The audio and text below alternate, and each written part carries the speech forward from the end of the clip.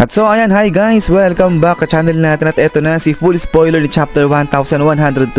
So isama lang natin dito yung mga importanteng senaryo na naidagdag dun sa spoiler natin kahapon. Pero bago tayo magsimula ay kung bago ka pa lang sa channel natin ay huwag mo kalimutan mag-subscribe at pakipindot na rin yung notification bell para ma-update ka every time na meron tayong bagong upload. So yun lang naman po at ulit ay huwag na nga natin patagalin pa. Simulan na natin yan.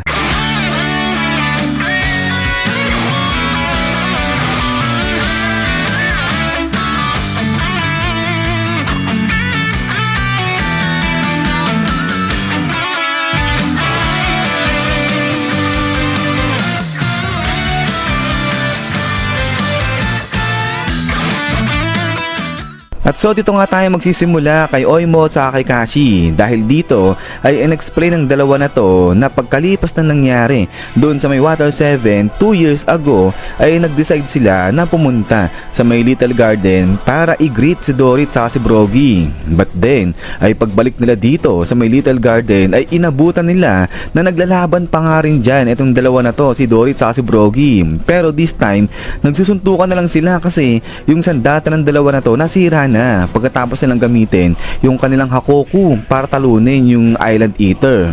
At so kaya dahil dyan ay na-realize na ito ni Oimo sa ni Kashi na hindi matatapos yung laban ng dalawa na to ni Dorit sa ni Brogy kung wala silang sandata. So kaya naman sinabi ni Oimo sa ni Kashi na ang mabuting gawin ay bumalik sila dun sa may Elbaf para magkaroon nga sila ulit ng panibagong sandata. So ibig sabihin kumuha ulit sila ng panibagong sandata dun sa may Elbaf at saka nila ituloy itong laban nila. So pumayag naman dyan etong si Dorit saka nga si Brogy na convince yung dalawa. But then ay pagkatapos nito ay talo naman dito yan sa side ni Sanji at sabi ngayon ni Sanji dito na itong alcohol na iniinom nila masyadong matapang, ang lakas sabi niyang ganyan.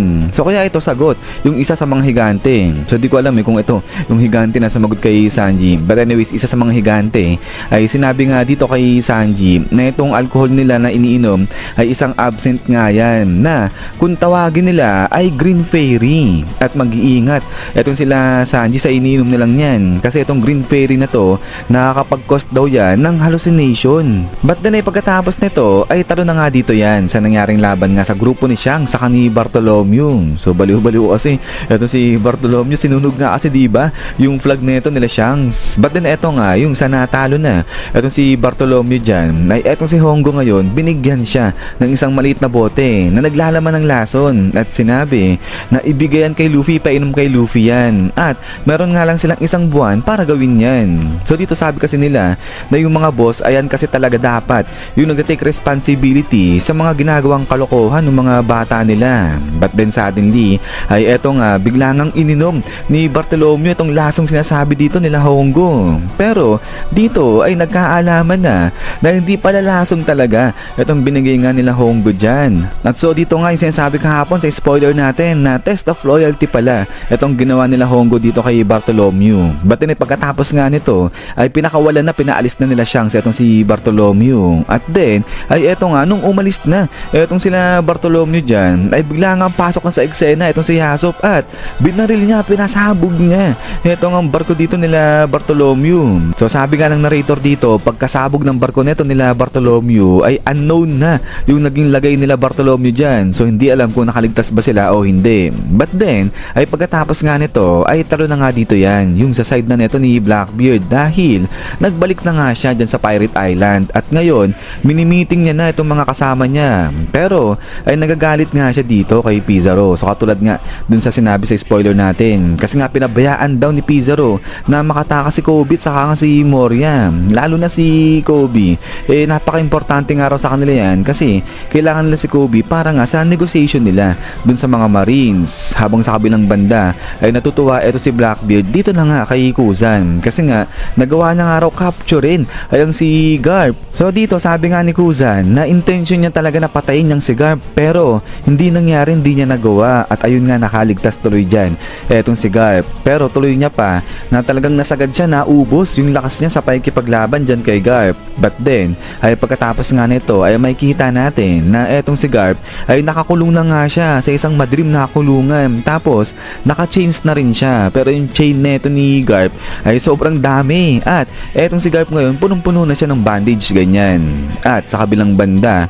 ay etong si Pudding naman ay makikita na nakaupo na katabi ni Blackbeard, so kasama siya sa meeting. Pero ayun, etong si Pudding pinuwersa lang yan na iupo ni Blackbeard dyan sa tabi niya. At sabi ngayon ni Blackbeard, at kahit nga etong babae na to, yung third eye tuloy, yung three-eyed na babae, na-capture din nila. So happy si Blackbeard kasi na-capture nila etong dalawa na to. But then ay pagkatapos niyan ay dito na nga kinontak ni Blackbeard etong si Laffy. At etong si Laffy nasa Naval Company shipping headquarters naman siya neto ni Umit. So sa mga nakakalimot sa inyo, etong si Umit isa sa mga emperors ng Underworld at kasama nga rin siya dun sa party ni Big Mom. But then going back dito kay Laffy, ang ginagawa niya, ino-observe niya etong pagkilos na ginagawa naman ng Revolutionary Army. So dito ay pinapakita kung paano nga raw pinipigilan ng Revolutionary Army yung mga cargo ships na may dala ng supply para doon nga sa mga Celestial Dragon. So ito nga yung mga pagkain nila. At dito may kita nga na nagsisisabog yung mga cargo ships na yan. But then ay eto nga, sabi ngayon dito ni Blackbeard kay Laffy na although nag-e-enjoy nga raw dyan ito si Laffy, pero huwag niyang kakalimutan yung preparation na ginagawa nila. So eto na nga, nagpe-prepare na rin pati itong grupo ni Blackbeard dyan. So yung mga pirata dito sa Pirate Island ay talagang excited na sila, gustong gusto na nila simulan yung paghanap sa One Piece treasure kasama etong si Blackbeard. So ayan, kagulo na dyan sa may Pirate Island. But then ay sa kabilang banda ay makikita na etong si Devon saka etong si Van Ogre kasama nila etong si Caribou ay nandiyan na rin, dumating na rin sa may Pirate Island. So kaya eto na, unti-unti na nabubuo na etong crew ni Blackbeard dyan. But then eto, pagkatapos dyan sa may Pirate Island ay balik nga dito na sa paglalayag ng grupo ng Straw Hat Pirates natin kasama etong mga higante. Dahil dito pagkatapos nga ng party nila ay bigla na nga lang nawala etong si Thousand Sunny ngayon. At kasama niyang nawala etong si Luffy, si Zoro, si Sanji, si Usopp at pati na rin etong si Chopper. So ito nga yung nabanggit sa spoiler natin kahapon. At yung isa pang kasama nilang nawala dito ay eto na ngang si Nami. So ang sabi nga dito, may gumigising kay Nami pero hindi alam kung sino. So sabi nga raw ng mysterious person dito kay Nami, "Hoy Nami, gising-gising," sabing ganyan. At then ay pagkagising nga nito ni Nami, nakita niya etong kanyang sarili na nasa isang malaking kwarto na gawa sa Lego. At etong si Nami ngayon, yung itsura niya hindi ganyan, kung hindi isang parang ganito, parang yung costume nga raw dito ni Nami ngayon, parang nakapang Viking warrior siya at merong espada sa likod etong si Nami. So kaya nga nagugulat ngayon dyan etong si Nami. So hindi niya alam kung ano nangyayari. But then ay pagkatapos niyan is yan guys. So hanggang dito lang itong full spoiler natin dyan kay chapter 1126. At ayan ay kung natripan nyo itong video natin ay huwag nyo kalimutan mag-like. At kapag lumabas na pala itong si full chapter nito ay pepresent ko na lang kagad sa inyo yan guys. So yun lang naman at ulit ay maraming salamat sa panonood dito kay One Piece natin. So lagi mag-ingat. God bless nyo lahat at kita-kits tayo ulit.